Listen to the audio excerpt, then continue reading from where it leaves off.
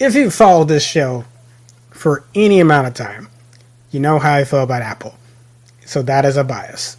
I admit that freely. I do try to justify it with like problems that they've had. So I want to at least I want to start this conversation off with at least a pat on the back of like, this is a good thing. Apple is planning to release repair kits that would provide a variety of tools and or the necessary components to fix your Apple devices, particularly your Apple iPhone, like the iPhone 13, or the upcoming MacBook, series of MacBooks. But I do need to at least put in context.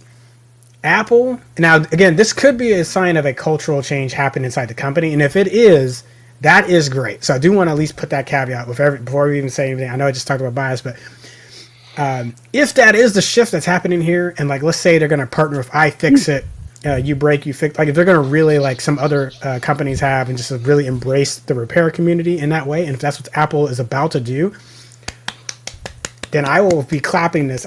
So it remains to be seen, but I will be clapping this. So, and I will apologize if I jumped on them too hard here.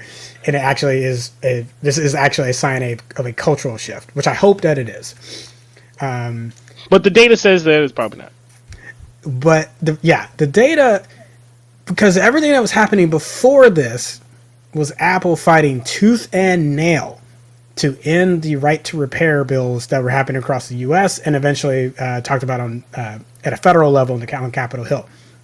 So I remember that. I was watching all those videos popping up from other like state legislatures, and then seeing the fraudulent information they're putting out there about how independent repair shops work. And that is not to say that there aren't fraudulent independent repair shops, but generally, repair shops need your device to be repaired correctly so that they can get paid. So it's really not an incentive to screw your device up. And that's, again, there are shady ones. There are people that you shouldn't give your device to, but generally, you need to, as a repair person, you got to provide good service to keep getting people in. So those are antithetical to each other for at least longevity.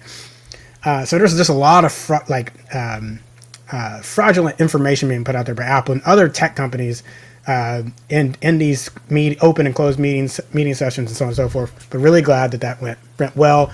Right to repair effectively seems like it's going to be enshrined. So I really hope that's a really good news for everyone that wants to repair their own devices.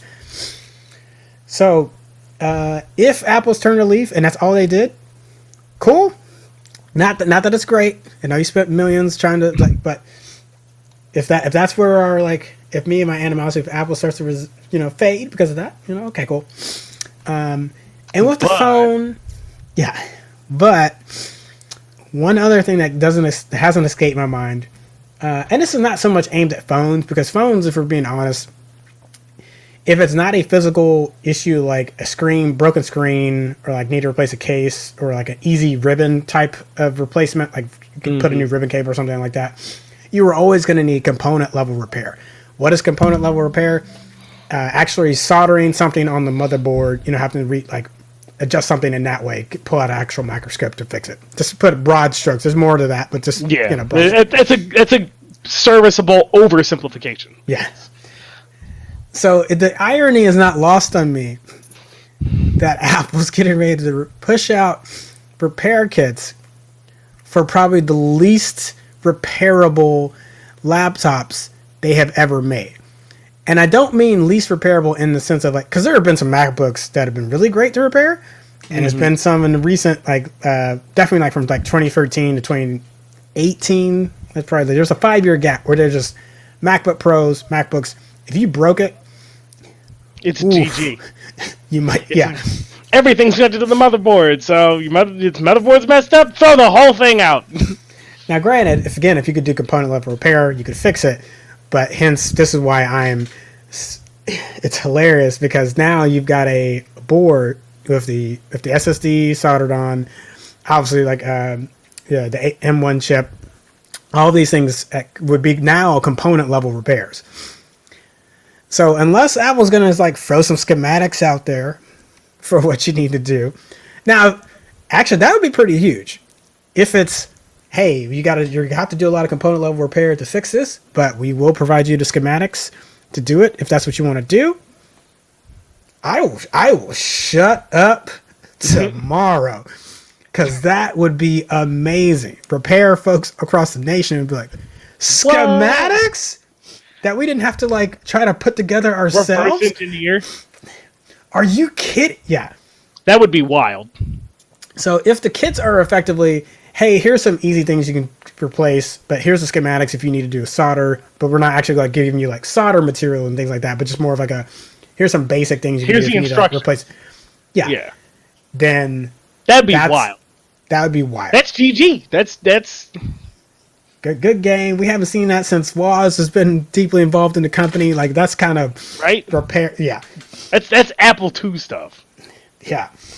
So I kind of talked myself back into being tentatively excited about this. Yeah, because I like good Apple. I like when Apple is good. When Apple does really cool stuff, I want to be able to root for that. And this, yeah. I like being excited about tech companies and not being upset that they're just screwing people over. Yeah. Cool.